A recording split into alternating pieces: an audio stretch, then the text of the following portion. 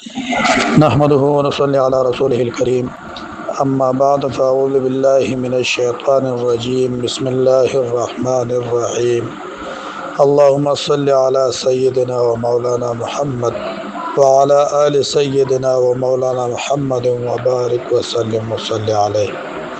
زما عزتمندو مسلمانان ورونو، حضرت امام مہدی علیہ السلام بارک احادیث مبارکو کې دا تذکره هم راغلی دا چې امام مهدی علیه الرضوان با غزوه هند کوي او د مشرق او د مغرب فتوحات ورته حاصلېږي. یعنی غزوه هند د هندوستان خلاف د چې کوم کوپر د عالم کوپر د هندوستان د دې خلاف په حضرت امام مهدی علیه الرضوان په زمانه کې او دغه په قیادت کې غزوه هند هم کیږي او دا د الله د رسول وعده ده چې په دغه غزوه کې با الله تعالی مؤمنانو ته فتح ورکي. امام مهدی علیه السلام ته فتح ملاويږي. هغه مجاهدینو ته چې کوم په غزوه هند کې شرکت کړي دي نو دا غي ډیر زیات فضائل چې دنه د احادیث مبارکو کې راغلي دي. نو غزوه هند بکیږي نو دغه متعلق په دې بار کې د حضرت ارطاد رحمه الله نه روایت ده چې الله جل شانه بعد یمانی خلیفہ په لاس باندې قسطنطنیه او رومیا فتح کی او په دغه وخت کې بعد دجال لاوزی. په دغه وخت کې با حضرت عیسی علیه السلام نزول کیږي او دغه بنو هاشم د خلیفہ په لاس باندې با غزوه هند کیږي. دا روایت دا نعیم ابن حماد په کتاب الفتن کې ذکر کړی دی او دغه شانتی په دې باره کې مسند احمد کې یو روایت ذکر شوی دی د حضرت ابو هريره رضی الله تعالی عنہ نے روایت ته چې زمون سره پیغمبر پاک صلی الله علیه وسلم د غزوه هند وعده کړی دا. نو حضرت ابو هريره رضی الله تعالی عنہ فرمایي کومه دغه وخت اومندو او د غزوه هند چې په کوم وخت کې کېدا دغه وخت ما اومندو زما سره زندگی وفا وکړه. زه دغه وخت ورسېدم نزب خپل جان خپل مال دا په دې کې خرج کم او کو په دغه غزوه کې زه شهید کړی شم نزب افضل الشهدا یعنی ډیر په افضل الشهدا فضیلت والا ډیر فضیلت والا شهداو کې با زما شمار کیږي. او کنا زه غازی شم او ماته شهادت میلاو نشو زه غازی شم ژوندې پاتې شم نزب آزاد ابو هريره ما څنګه آزاد به ما بل روایت کې راغلي دي زب د ور نه آزاد یما. نو مطلب دا شو چې په غزوه هند کې کم مسلمان ته شهادت میلاو شو د دشمار با په افضل الشهداو کې کیږي او کنا د شهادت ورته میلاو نشو او غازی جوړ شو نو بیا با د ورنا د خلاصي د ورنا د نجات خوشخبری دا چې د دې حدیث مبارک نام ملاويږي. او دغه شانته په نعیم ابن حماد په کتاب الفتن کې یو بل روایت نقل کړی دی. هغه د حضرت ابو هريره رضی الله تعالی عنہ نے روایت ته حضرت ابو هريره رضی الله تعالی عنہ فرمایي رسول الله صلی الله علیه وسلم د غزوه هند تذکرہ وکړه او یې فرمایل چې تاسو یو لشکر با ضرور غزوه هند کې شرکت کی او الله تعالی به دې ته فتح ورکي او دغه لشکر با د مؤمنانو مجاهدینو دغه لشکر با د هند بادشاہان واغداران په زنجیرانو کې په هتکړو کې تړلي راولي او الله تعالی به دغه مجاهدینو تمام ګناهونه معاف کړي.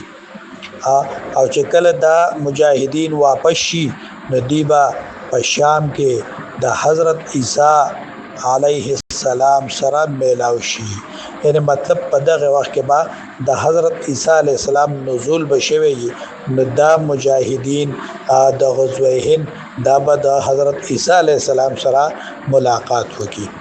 زما عزتمندو د احادیث مبارکه باندې مونږه غور وکړو نو د دینه یو بل خبره معلومیږي.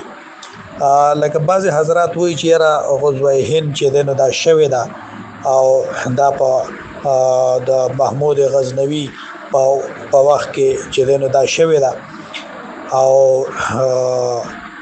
نو کو دې خبر ته سوچ وکړی شي چې حدیث مبارک کې دا راغلی دی چې کله د غزوه هند مجاهدین واپس شي نو دی په شام کې د حضرت عیسی علیه السلام سره میلاویږي. نو د حضرت عیسی علیه السلام نزول خو تر اوسه پورې شوی نه دی. نو څنګه به چې نو مونږ دا خبره ومنو چې را غزوه هند مخکې شوی ده. البته کو داسې وویل شي چې غزوه هند د هندستان خلاف جهاد دا شوی دی. نو بالکل دا شوی دی، سو پیری شوی دی، هندستان فتح شوی دی او محمود غزنوی چې دا د هندستان سره چې نو جنگ کړی دی، جهاد کړی دی. محمد ابن قاسم رحمه الله چې دا هندستان ته راغلی دی او د دین اسلام پرچار چې هغه د هغه وخت نه شروع شوی او د محمد ابن قاسم رحمه الله په ذریعه سره الله تعالی په هندستان کې اسلام چې دا خور کړی دی. نو دغه خبره بیا ټیک ده. خو د کومې غزوې چې حدیث مبارک کې د الله پیغمبر وعده کړی دا او هغه به چې نو چې داغه کم فضایل ذکر شوی دي څنګه چې په دې احادیث مبارکه کې بیان شو. نو دا غزوه هند چې دا نو دا به د حضرت امام مهدی علیه السلام په وخت کې کیږي او په دې باندې نور روایتونه چې د هغه دلالت کی. لکه حضرت ثوبان رضی الله تعالی عنہ نے روایت ته رسول الله صلی الله علیه وسلم او فرمایل زما په امت کې دوا جماعتونه داسې دي چې الله تعالی دې د ورنه محفوظ کړی دي. یو جماعت هغه چې په غزوه هند کې شرکت وکي، ایو هغه چې د حضرت عیسی علیه السلام سره یي. بل روایت د حضرت ابو هريره رضی الله تعالی عنہ چې د هغه نقل دی. حضرت ابو هريره رضی الله تعالی عنہ فرمایي کومه دغه جهاد اومندو نزب خپل ذاتی او خپل مورثي مال چې څومره زما په ملکیت کې مال دی نو دا ټول پټول مال به زه خرڅ کم د دې جنگ کې د شرکت کول لپاره. کوم ته فتح میلا شو نزب آزاد ابو هريره ما یعنی د ور نه به آزاد یم. دا بشارت دا د الله پیغمبر ورکړی دی چې زب آزاد یم. نو د سنه به آزاد یم، د ور نه به آزاد یم. او واپس چې شام ته راشم نزبا د حضرت عیسی علیه السلام سره د ملاقات او د غي سره د قرب کېدو زیات خواهشمن یم. زما عزت مندو وز د حضرت ابو هريره رضی الله تعالی عنہ د دې حدیث دې جملې ته غور فکر پکار دی. نو د دې نه دا معلومیږي چې دا غزوه هند چې د دابا په اخره زمانه کې د حضرت امام مهدی علیه السلام په وخت کې چې د حضرت عیسی علیه السلام نزول به هم شوی په هغه وخت کې بکیږي. نو غزوه هند دا خبره چې را دا شوی دا خبره مناسب نه ده.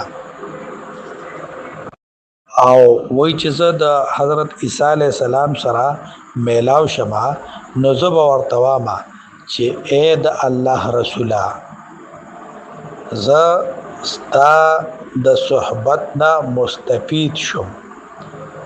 نو دا خبره چې پیغمبر پاک صلی الله علیه وسلم واورېده د حضرت ابو هريره رضی الله تعالی عنہ نو وای خاندل او وای فرمایل ډیر لري دا ډیر لري دا، یعنی دا زمونږ د زمانه نه. او ابو هريره رضی الله تعالی عنہ ته فرمایي چې تاسو د زمانه نه زمونږ د دې زمانه نه دا ډیر لري دا. نو زما عزت مندو سوچ وکای سور لري دا. نو سوار لسنیم سو کاله خو تیر شو غزوه هند لا نه ده شوی. اوس باقی ورته څومره وخت پاتې دی الله عالم دی، الله په پوهه دی، خو دا څومره صدۍ پکې تیرې شوي. نو دوره خو د انسان ژوند نه وي چې 1400 نو ځکه ابو هريره رضی الله تعالی عنہ ته فرمایي چې ډېره لرې ده ډېره لرې ده. د حضرت کعب رضی الله تعالی عنہ نه روایت دی چې د بیت المقدس یو بادشاه با یو لشکر هندوستان ته لیږي او هندوستان به فتح کوي. دا لشکر با دا هندوستان به فتح کوي او د هغه ځای خزانه دا به اخلي او دغه خزانه چې دی نو دا به دغه د بیت المقدس دا بادشاه چې دی نو دا به د بیت المقدس په آبادی باندې لګي. نو دا څوک دی د بیت المقدس بادشاه څوک دی؟ نو د دې متعلق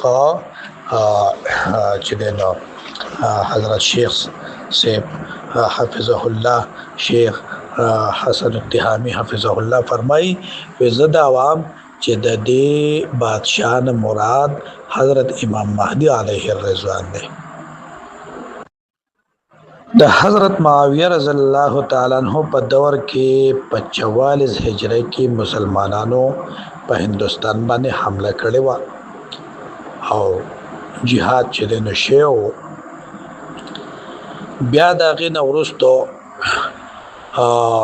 یعنی د عالم اسلام یو جلیل القدر بادشاہ محمود ابن سبکتگین غزنی په 400 هجری کې دوباره په هندوستان کې جهاد کړی دی او تر نن حد پورې چې د اسلام چې په دې هندوستان کې او زمونږ په وطن کې چې دا کم اسلام دی نو دا د هغه وخت جهادونه شوي دي او چې د هندوستان مسلمانانو فتح کړی دی او هغه اثرات دي چې دا به ان شاء الله العزیز د قیامت پورې په دې هندوستان کې د اسلام دا بول بالا وي او بالکلیه د هندوستان فتح چې په دې کې با چې د اسلام جنډه په دې باندې غالب وي، کفر با بالکل ختميږي.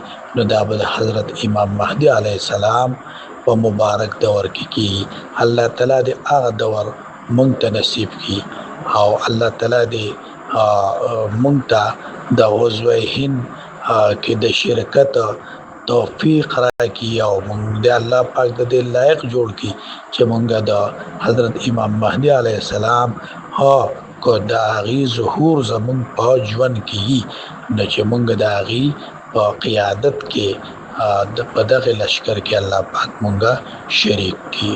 وصلی الله علی النبی الکریم وعلى آله وصحبه اجمعین برحمتک یا ارحم الراحمین.